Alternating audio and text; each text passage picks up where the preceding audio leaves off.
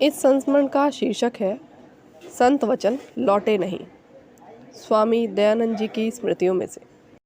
एक बार श्री महाराज जी मुझसे ये कह के गए कि अमुक दिनों में हम वृंदावन पहुंच जाएंगे, तू भी वहीं आ जाना वंशी वट पर।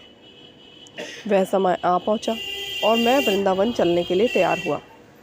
घर वालों ने मुझे रोका पर मैं ना माना, किंतु जैसे ही मैं चलने वाला था कि मुझे सूचना मिली कि श्री महाराज जी तो यहीं आ चुके हैं।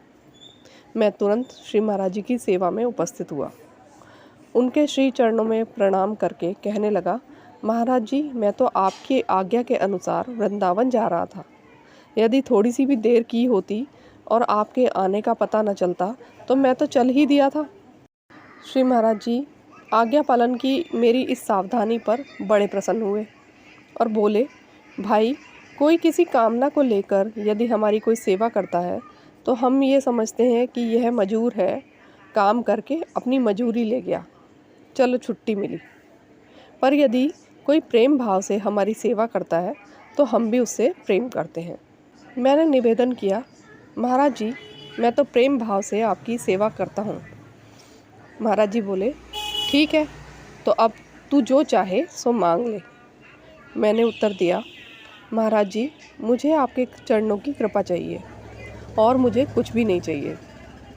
श्री महाराज जी ने कृपा की और बोले कि हम तुझ पर बड़े प्रसन्न हैं। तूने कोई सांसारिक वस्तु नहीं मांगी। अच्छा, जा, तू महात्मा बन जाएगा। और महात्मा माने केवल भगवा वस्त्र धारण करने वाला नहीं, महात्मा माने महान आत्मा। यह घटना परमेश्वरी दास के बाग में घटी थी और वह पूर्णिमा की रात्रि का समय था। बात आई गई हो गई।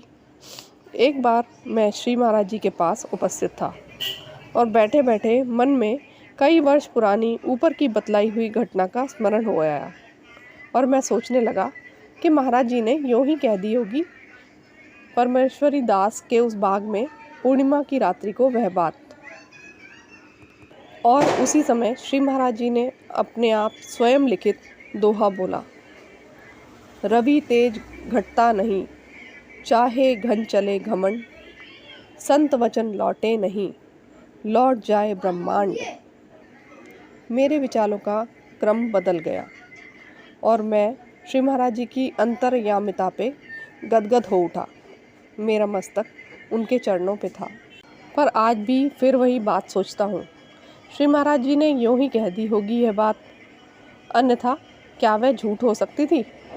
भगवा वेश अवश्य धारण कर लिया है मैंने, परंतु कोई महात्मापन तो मुझ में दिखता ही नहीं।